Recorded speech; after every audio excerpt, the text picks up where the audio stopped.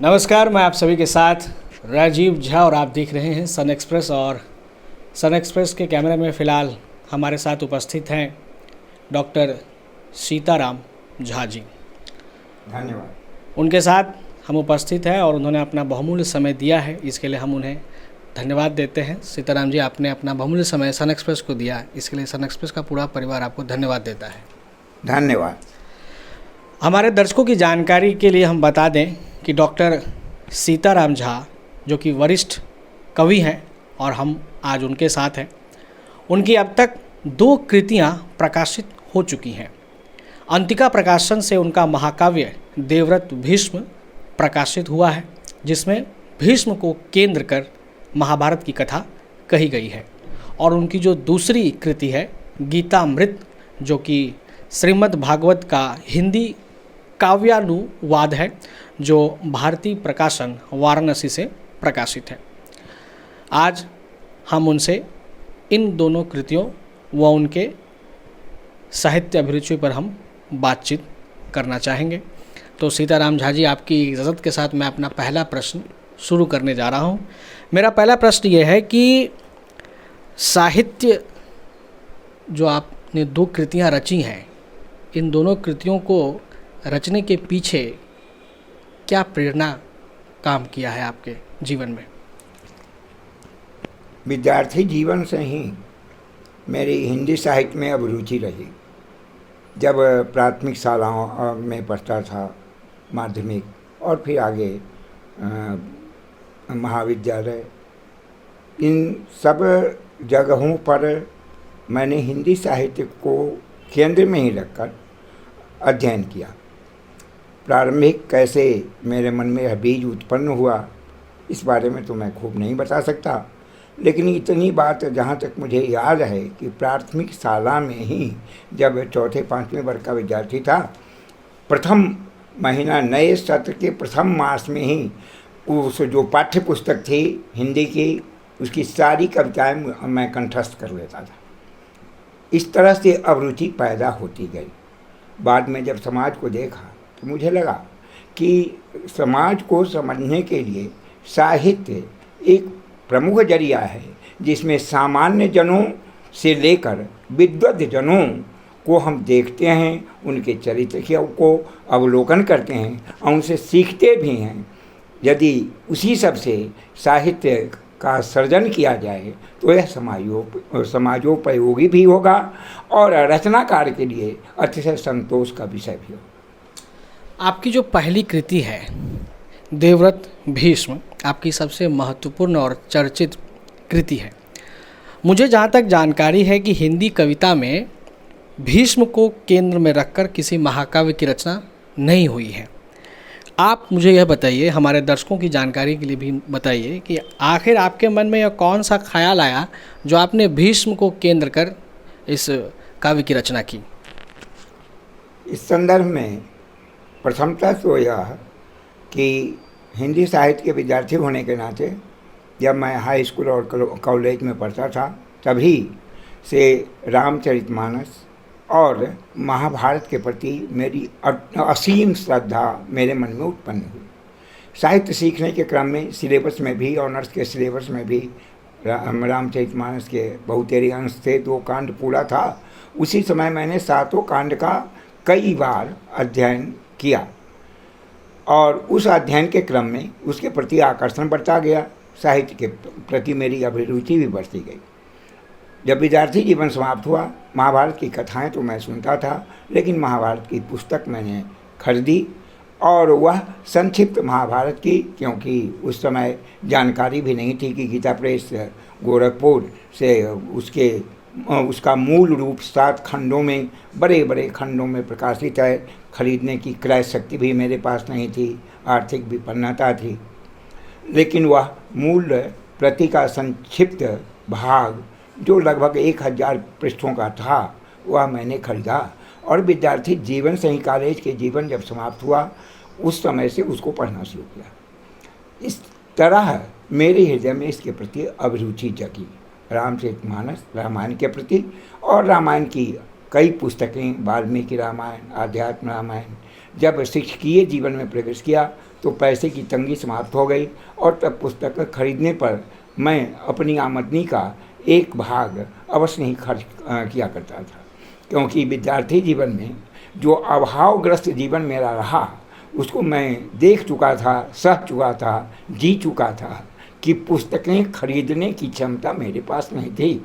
साथियों से, पुस्तकालयों से, विद्यालय महाविद्यालय के पुस्तकालयों से लेकर पुस्तकें पढ़ता था, यहाँ तक कि गुरुजनों से भी पुस्तकें लेकर पढ़ता था, पुस्तकें खरीद नहीं सकता था। लेकिन जब शिक्षकीय जीवन में आया, यह विपन्नावस्था समाप्त हो गई मेरी, तो पुस्तकें खरीदने पर काफ़ी जोर दिया। यथासंभव मैंने पुस्तकें खरीदी और तब इन दोनों पुस्तकों का अध्ययन किया। पुनः बाद में रामचरितमानस और रामायण पर तो बहुत सारे ग्रंथ लिखे जा भी रहे हैं आज भी, लेकिन महाभारत पर मैंने देखा कि राष्ट्रकवि स्वर्गीय दिनकर जी ने रश्मि रथी के रूप में कर्ण का चरित्र जो कुछ प्रकाश में कम था समाज के सामने और एक आदर्श था, उस पर उन्होंने काफ़ी प्रकाश डाला। पुनः विद्यार्थी जीवन में ही जो कॉलेज के जीवन में पढ़ा उनका कुरुक्षेत्र, तो उसके प्रति इतनी अटूट मेरी आस्था हुई कि लगा कि कुरुक्षेत्र मेरे हृदय में बस गया है, क्योंकि कुरुक्षेत्र को एक सिंबॉलिक रूप में मैंने देखा और देखा कि संसार में समस्या युद्ध और शांति की है। युद्ध क्यों होते हैं? संपत्ति के लिए, नाम हमारा निकले, राज्य पद मिले, पद और संपत्ति ये दोनों के लिए युद्ध होते हैं। इसका आंशिक रूप में उसमें निराकरण दिया गया। फिर जब महाभारत पढ़ा, महाभारत जब B.R. चोपड़ा जी ने 1988 में महाभारत का 88-89 में प्रसारण किया दूरदर्शन पर, तो काफ़ी गहराई से देखता रहा। मेरे अंदर की सोई भावना पुनर्जागृत हो गई और तब महाभारत पर लिखने के लिए भीष्म का चरित्र चुना। अब आपका जो प्रश्न है कि भीष्म का चरित्र आपने क्यों चुना महाभारत से, उसके पीछे मेरे अपने अंतर की यह भावना थी कि कृष्ण एक सामान्य चरित्र से इधर हैं, आदर्श चरित्र हैं, और सभी जो मानवीय चरित्र हैं उसमें देवत्व को छोड़ दिया जाए तो मानवीय चरित्र में भीष्म ही एक ऐसे हैं जो कर्मयोगी हैं। इस क्रम में मैंने गीता, श्रीमद् भगवत गीता का भी अनगिनत बार अध्ययन किया और उसमें भी मुझे लगा कि गीता में जो कर्मयोग का ज्ञान अर्जुन को कुरुक्षेत्र के मैदान में भगवान कृष्ण ने दिया, सच्चे उसके पृष्ठपोषण करने वाले, आत्मसात करने वाले और जीवन में उतारने वाले मुझे भीष्म नहीं लगे। इसलिए मैंने भीष्म के चरित्र को चुना और हिंदी साहित्य में जहाँ तक मेरी पहुँच थी मैंने ढूंढा तो लगा कि भीष्म पर बहुत कम लिखे गए हैं या न के बराबर लिखे गए हैं, मुझे नहीं मिला। इसलिए मैंने भीष्म के नायकत्व में वह प्रबंध काव्य की रचना की बात मैंने सोची और जहाँ तक संभव हो सका टूटे फूटे शब्दों में मैंने रचना येन केन प्रकार पूरी की। देवव्रत भीष्म जो आपका काव्य है, इस काव्य के माध्यम से आपने समाज को क्या संदेश देने की कोशिश की है? प्रथमतः संदेश तो यह है कि व्यक्ति को कर्मयोगी होना चाहिए। गीता का जो संदेश है कि कर्मण्येवाधिकारस्ते मा फलेषु कदाचन, इसका अर्थ यही है कि फल की चिंता किए बिना हमारा जो कर्म है, जो हमने या तो स्वयं अर्जित लिया है नौकरी के माध्यम से, न किसान परिवार में जन्म लिए तो कृषि कार्य के माध्यम से, चाहे जिस राजनीति कर रहे हैं तो राजनीति के माध्यम से, चाहे जिस पद पर कार्य करते हों, कोई छोटा नहीं, लेकिन उनमें कार्यों में ईमानदारी, पारदर्शिता हो और संपूर्ण रूप से समर्पण का भाव हो। अब इस क्रम में शिक्षकीय जीवन जो जीने का मौका मिला, 35 वर्षों का मेरा शिक्षकीय जीवन रहा माध्यमिक विद्यालयों का, उसमें मैंने पाया और कभी कभी बहुत निराशा हुई कि कुछ लोग शिक्षक भी हैं और कहीं कहीं कुछ अतिरिक्त कमाने के लिए, चूँकि इस पेशा में नहीं कुछ मिलता है, घूस रिश्वत और शायद कमाई से काम नहीं चलता है, तो इसलिए कुछ लोग ट्यूशन पढ़ाने लगे जिनका शिक्षा के प्रति अभिरुचि है, जबकि कि वह भी नियम के विपरीत है। जो भी किसी भी सरकार का यह नियम नहीं है एक शिक्षक के लिए कि जिनको वेतन मिलता है मासिक, वो अतिरिक्त समय पैसा लेकर पढ़ा। कुछ को देखा तो वो दूसरे दलाली आदि कार्य करने लगे, इससे बड़ी निराशा हो। तो मैंने सोचा कि ऐसे काव्य का सृजन कर कम से कम स्वयं तो अपने को इससे दूर रखने का प्रयास किया, आज तक भी कर रहा हूँ। 17 वर्ष से अधिक रिटायरमेंट के हो गए, फिर भी। लेकिन दूसरों को भी यदि थोड़ी प्रेरणा मिले और वर्तमान पीढ़ियों और आने वाली पीढ़ियों को थोड़ी सी प्रेरणा मिले, तो मैं अपना जीवन और अपना श्रम सार्थक समझूंगा। यही बात को केंद्र में रखकर मैंने भीष्म पर लिखा, और इसके माध्यम से लोगों को प्रेरणा भी देता हूँ कि भीष्म राजकुल में जो वचन उन्होंने पिता को दिया, वह सबसे अलग रहकर ब्रह्मचर्य का जीवन बिताते हुए और सत्ता के प्रति सर्वतोभावेन समर्पण का भाव उनमें था। इस क्रम में कहीं कहीं त्रुटियाँ भी हुई, जो कुछ भी आज पाठक हैं वो देखते हैं तब उनके जीवन में क्या क्या कमियां हैं उस पर दृष्टिपात करते हैं। वह उचित भी है, मानवीय जीवन में कमजोरियां होती हैं, लेकिन उस कमजोरी से कुछ प्राप्ति की आशा स्वयं व्यक्ति यदि नहीं करता है तब वह श्रेष्ठ पुरुष ही कहा जाता है। इसलिए मेरी दृष्टि में संपूर्ण महाभारत में कृष्ण को छोड़कर श्रेष्ठ पुरुष देवव्रत भीष्म ही हैं। इसीलिए उनके नायकत्व में मैंने प्रबंध काव्य की रचना की। आपकी दूसरी कृति है गीतामृत, जिसमें आपने संस्कृत जो आम पाठकों को, हिंदी पाठकों को जो थोड़ा क्लिष्ट महसूस होती है, जो पढ़ने में असक्षम होते हैं संस्कृत, उनके लिए आपने हिंदी में काव्यानुवाद किया है। इसके पीछे कोई खास मकसद ना कोई और कारण आप देख रहे हैं, ना सिर्फ हिंदी से जुड़े हुए जो पाठक हैं उनके लिए आपने उनके सुविधा अनुसार इस कृति की रचना की है? नहीं, यह एक पक्ष इसका यह हो सकता है कि हिंदी के पाठकों के लिए संस्कृत जो नहीं आसानी से पढ़ सकते हैं, समझ सकते हैं, उनके लिए यह आसान है। लेकिन यह काव्य विश्व मानवता के लिए, रामचरितमानस तो है ही, लेकिन संपूर्ण भारतीय दर्शन का एकमात्र प्रतिनिधि कहीं छोटा सा ग्रंथ है, तो मैं मानता हूँ मेरी दृष्टि में कि वह श्रीमद् भगवत गीता है, जो 700 श्लोकों में महाभारत के भीष्म पर्व का वह अंश है।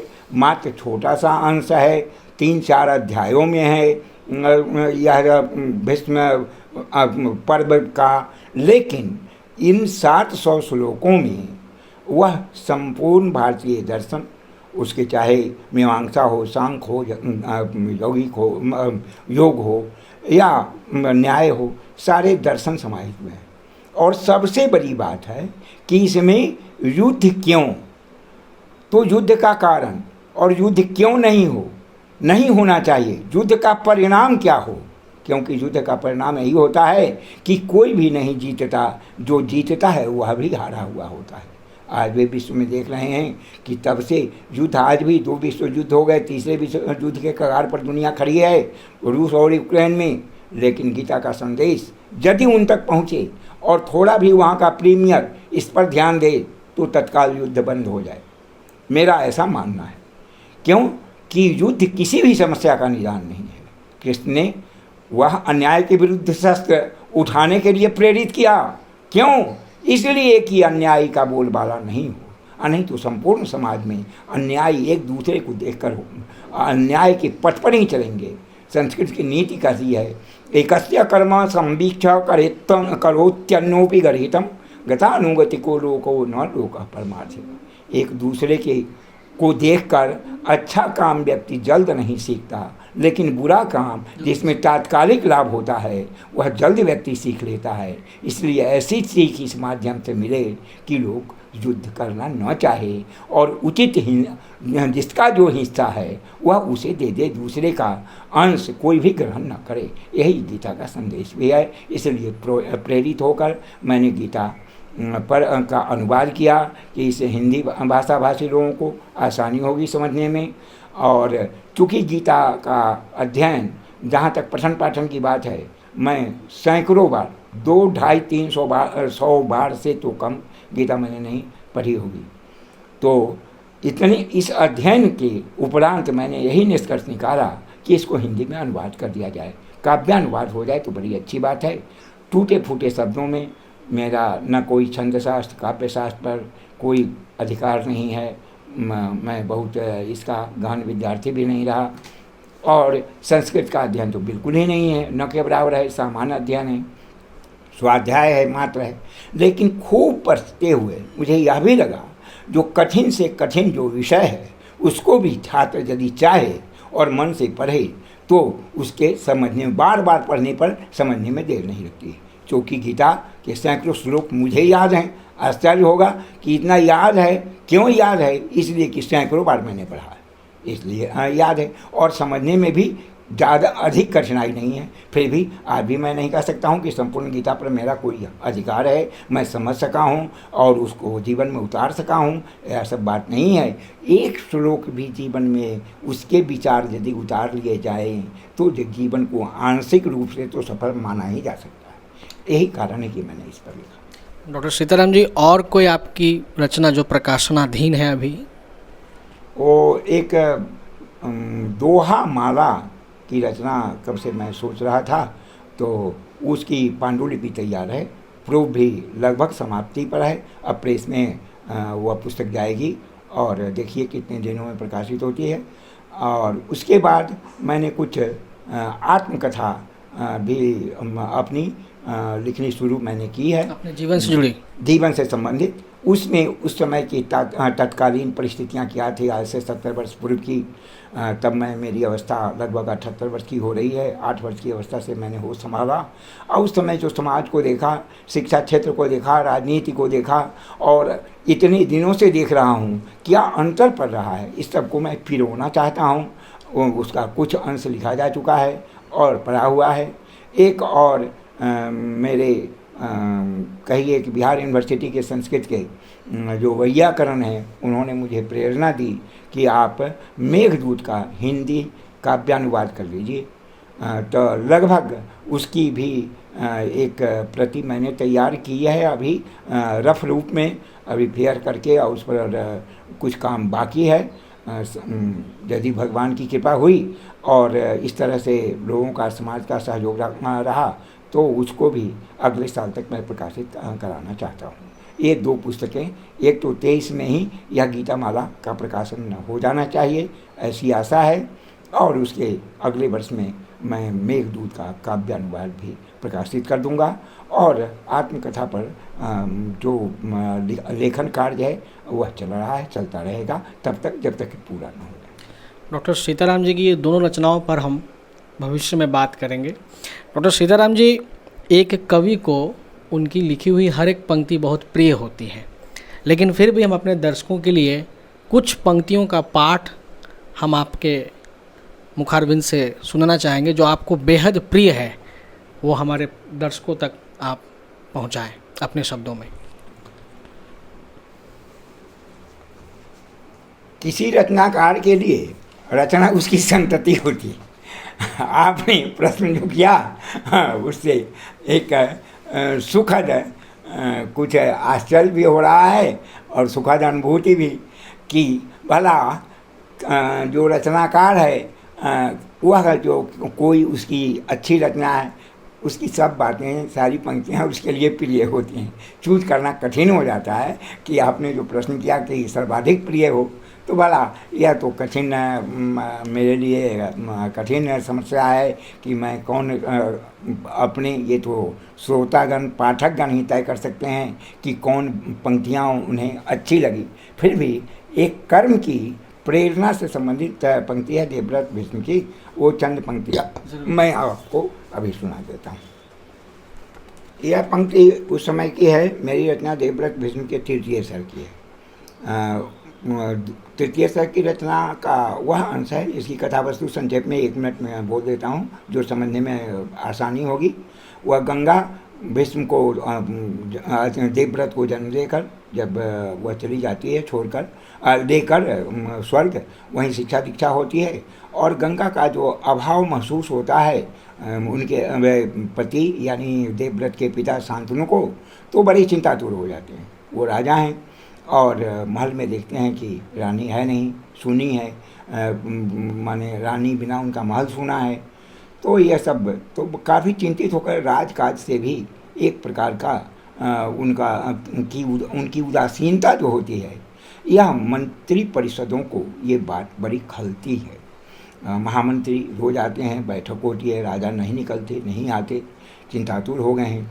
इसलिए महामंत्री ने सोचा कि कुछ प्रेरणा इन्हें देनी चाहिए, कर्म की ओर इन्हें प्रवृत्त करने की ज़रूरत है, क्योंकि एक स्त्री चली गई, उसके लिए यह पिरामिड ऐसे हो गए। ऐसे क्षण जीवन में हर किसी व्यक्ति के साथ आ सकते हैं कि कभी कभी वह व्यक्ति किंग कर्तव्य विमूढ़ हो जाता है, दुखातिरेक में जो कठिन से कठिन दुख हो जाए, किसी को जवानी में भारजा का शोक हो जाए, पुत्र शोक हो जाए, उसका धन सब समाप्त हो जाए, प्रकृति का प्रकोप बहुत कसकर हो जाए, राज प्रकोप हो जाए, तो उसमें व्यक्ति बहुत उदास हो जाता है, दुखी हो जाता है, तब किंग कर्तव्य विमूढ़ की स्थिति होती है कि हम क्या करें, कुछ नहीं, उसलिए एकांत में पड़ जाता है। लेकिन जो समय बीत जाता है वह तो लौटता नहीं। उतने दिनों में जो वह कार्य कर सकता था वह कार्य तो समाज के लिए नहीं हो सका। इसीलिए वही अंश है जो जब मंत्री लोग विचार करके राजा के पास संप्रेषित करना चाहते हैं। छोड़ कर गंगा गई शांतनु नराधिप को जभी, वैराग्य मन में बस गया तब श्रेष्ठ महीपति को तभी। रुचि न लगती पूर्व भांति राज कार्यों में कभी, राज्य संचालन समर्पित मंत्रिमंडल पर सभी। बहुकाल बीता इस तरह तब सभी चिंता तुर भये, बैठ कर मंत्रणा करते मंत्रीगण देखे गए। सर्वमत प्रस्ताव बैठक में तभी पारित हुआ, क्यों न जन को साथ ले हम नृप से मांगे दुआ। और हम प्रेरित करें उनको इसी क्षण राग में, जी रहे व्यर्थ चिंता ग्रस्त हो वैराग में। मिलन बिछुरन तो सदैव लगा रहता है यहाँ, हम इसे तज कर भला अन्यत्र जा सकते कहाँ। घेर लेता जलद पट जब रवि किरण दिन मध्य में, तज न देते भानु अपनी गति पथ के मध्य में। स्वयं छट जाते जलद और भानु भासित देखते, कर्म करना क्यों न रहें रवि किरण से सीखते। अमा पूनम दूज चौथी कृष्ण शुक्ल सदैव ही, देखता राकेश के सिर बला सारी है वहीं। पर कहाँ रजनी से अपना कर्म कभी हैं छोड़ते, फिर महाज्ञानी पुरुष क्यों कर्म से मुँह मोड़ते। कर्म ही है तप महाव्रत और संयम दान भी, कर्म से जो चित पुरुष हैं जस न पाते हैं कभी। कौन है जो यहाँ आकर दुख पाया है नहीं, देवगण जब बच न पाए तब अपर है कौन ही। कर्म करने के लिए विधि ने हमें भेजा यहाँ, परम पावन धरा तज हम और जाएंगे कहाँ। विधि की कृपा पाई तभी तो धरा पर मानव हुए, अन्य जीवों की अपेक्षा श्रेष्ठ और पावन हुए। वरदान उनका मिल रहा है और उनका नेह भी, तभी तो हम पा सके हैं मित्र पुत्र कलत्र भी। रह रहे हैं साथ सबके कृपा उनकी पा महा, ले लिया यदि फिर उन्होंने दुख इसमें है कहाँ। हम कहाँ थे साथ सबके यहाँ पे पैदा हुए, अमानत है मिला हमको दुख क्या लौटा लिए। और नर देखो जरा उन महामानव की दशा, राजपाट छोड़ जिसने दुख झेले चहुँ दिशा। वाह, बहुत सुंदर पंक्ति। गीतामृत से भी कुछ पाठ करना चाहेंगे आप? कुछ कर देता हूँ। गीता जैसा मैंने कहा कि अध्यात्म और भारतीय दर्शन का सर्वोत्कृष्ट ग्रंथ है। आज के युग में हर कोई, जो पूर्व मैंने कहा है कि पद और यश के लिए मरता है, इसके लिए दूसरे को हानि भी पहुंचाकर पद प्राप्त करना चाहता है, धन प्राप्त करना चाहता है और यश प्राप्त करना चाहता है। लेकिन सच्चे अर्थों में यश इससे होता नहीं है। सजीवती गुणाजस्य कीर्तिर्जस्य स जीवति। जिसके पास यश है, परोपकार प्रियता है, जिसने समाज को कुछ दिया, उसी को यश होता है। पद से और धन से यश, यह तो कतई संभव नहीं है। भारतीय दर्शन में कहीं से भी इसकी संपुष्टि नहीं की गई। तो गीता में जो सबसे बड़ा भय व्यक्ति को होता है मृत्यु का। धन न छिन जाए, पद न छिन जाए, और इस सबसे भी अधिक भय है मृत्यु न हो जाए। तो गीता में भगवान कृष्ण ने जब अर्जुन ने कहा कि युद्ध में मैं मारा जाऊंगा या जीत जाऊंगा, इसका तो मुझे पूर्ण संदेह है, और मैं कैसे यह कहूँ युद्ध करूँ और मार करके पुनः राज्य प्राप्त करूँ, यह भी तो उचित नहीं है। इस पर कृष्ण जन्म और मरण क्या है उसको समझाते हुए कहते हैं, उसी का द्वितीय अध्याय का कुछ अंश का जो अनुवाद है वह मैं आपके सामने जो मैंने किया है वह सुना देता हूँ। जैसे उसमें है कि वह मृत्यु को उन्होंने बताया है भगवान कृष्ण ने कि वासांसि जीर्णानि यथा विहाय नवानि गृह्णाति नरोपराणि तथा शरीरानि विहाय जीर्णा नन्यानि संयाति नवानि देहि। मृत्यु क्या है?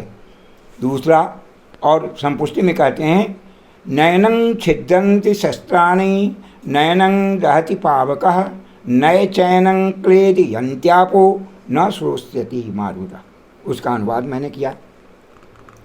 यथा जीर्णहं वस्त्र त्याग कर धारण करते वस्त्र नवीन तथा जीर्ण तन त्याग आत्मा धारण करती देह नवीन। शस्त्र काट सकता नहीं इसको, अग्नि नहीं जला सकती, पानी नहीं भिगोए इसको, वायु नहीं सुखा सकती। अछेद्य अध्याय आत्मा है यह, दुखहीन भी यह तो है, सर्वव्यापी अशोच्य भी है यह, स्थायी और सनातन है। निश्चित जन्म मृतक का होता और जातक भी मरता है, युक्ति नहीं कर सकते दूजी अतः शोक क्यों करता है। जन्म पूर्व कोई प्रकट न होता नहीं मृत्यु के बाद कभी, मध्य स्थिति में प्रकट हुए हैं करो शोक तुम नहीं कभी। देखता कोई आश्चर्य रूप में अपर तत्व से ही जाने, आश्चर्य भांति है सुनता कोई सुनकर इसे न पहचाने। तन में है आबद्ध सदाया पार्थ इसे तुम पहचानो, सभी प्राणियों के हित तो तुम शोक रहित इसको जानो। निज धर्मों को देख रहे तुम उचित नहीं है भय करना, धर्म युक्त रन से बढ़ कर है हित नहीं दूजा है करना। स्वयं प्राप्त है तुम्हें स्वर्ग सुख पार्थ सुनो मेरी वाणी, भाग्यवान क्षत्रिय पाते हैं ऐसा सुख है निरभिमानी। धर्म युद्ध कर सके न तुम तो कीर्ति नष्ट हो जाएगी, पाप भार से जीना होगा प्रभुता तो मिट जाएगी। बहुत बहुत धन्यवाद डॉक्टर सीताराम जी, इतना सुंदर और सरल शब्दों में काव्य रचित करने हेतु। इनके दोनों ही पुस्तकों की बड़ी विशेषता है, जो गीतामृत है और देवव्रत भीष्म, दोनों ही पुस्तकों की बड़ी विशेषता यह है कि इनकी जो काव्य की भाषा है वो बेहद सरल है और बहुत स्पष्ट है। ये आम पाठक वर्ग जो कि हिंदी साहित्य प्रेमी न भी हो, वो ज़रा सा अगर ध्यान से इन पंक्तियों को पढ़े तो उनका अर्थ जो है समझ में उन्हें तुरंत आ जाएगा। इन दोनों ही पुस्तकों को आप सभी हिंदी प्रेमियों को या फिर जो भी गीता को जानने को इच्छुक हैं या फिर देवव्रत भीष्म के विषय में जानने को इच्छुक जो भी प्रेमी हैं पाठक, उन्हें ये पुस्तक ज़रूर पढ़नी चाहिए, जिससे कि आसान शब्दों में आप उस समय की बातों को, जो बात डॉक्टर सीताराम झा जी बताना चाह रहे हैं अपनी पुस्तक के माध्यम से, वो आप समझ पाएंगे। डॉक्टर सीताराम झा की अन्य प्रकाशनाधीन पुस्तकों पर भी हम बातचीत करेंगे, लेकिन तब तक के लिए आप दीजिए मुझे इजाज़त और आप देखते रहिए सन एक्सप्रेस। और एक बार फिर डॉक्टर सीताराम झा जी को हमारे सन एक्सप्रेस की तरफ से बहुत बहुत धन्यवाद इतना बहुमूल्य समय देने के लिए। धन्यवाद धन्यवाद।